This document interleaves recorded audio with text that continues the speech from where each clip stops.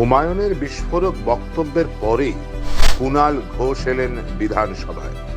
কেন এলেন, কি কাজ ছিল তাকে প্রশ্ন করায় তিনি বললেন, আজকে বিধানসভায় কালকে দায়িত্ব পাওয়ার পর মানে কি কারণে আসা বা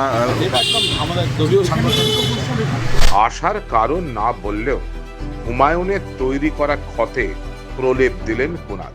আজকে একটা বিরাট কথা বলেছেন যে তার প্রাণনাশের আশঙ্কা রয়েছে, দলেরই প্রভাবশালীরা তাকে খুন করে ফেলতে পারে।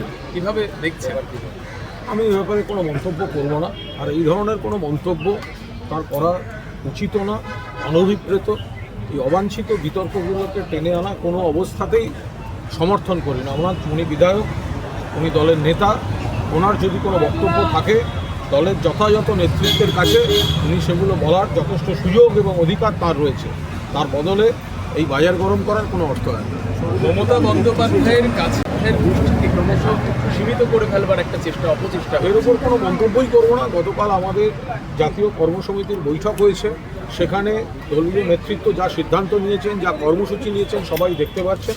সেখানে এই ধরনের কোনো মন্তব্য করা তিনি যে করেছেন সেটা নিশ্চয়ই আমাদের দলের নেতৃত্ব নজর রাখছেন, তারা এই বিষয়টা দেখছেন। এই বিষয়ে এখন এই মুহূর্তে কোনো মন্তব্য করবো না। তবে কোনো অপ্রয়োজনীয় মন্তব্য এই সময় করার কোনো অবকাশ নেই, করা উচিত নয়।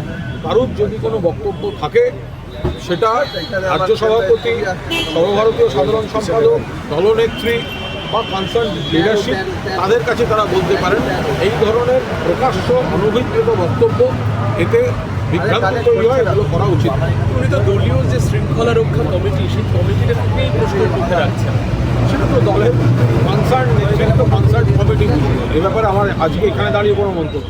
তাহলে কি এখন একদিকে রক্তপাত আর একদিকে ব্যান্ডেজ, এই রাজনীতি চলবে তৃণমূলের অভ্যন্তরে? সেদিকে নিশ্চয়ই নজর থাকবে রাজনৈতিক মহলে। চ্যানেল হিন্দুস্তান।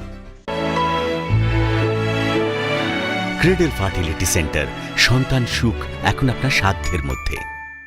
বিভিন্ন বিষয়ে ভিডিও পেতে চ্যানেল হিন্দুস্তানের ইউটিউব চ্যানেল সাবস্ক্রাইব করুন www.youtube.com/channelhindustan।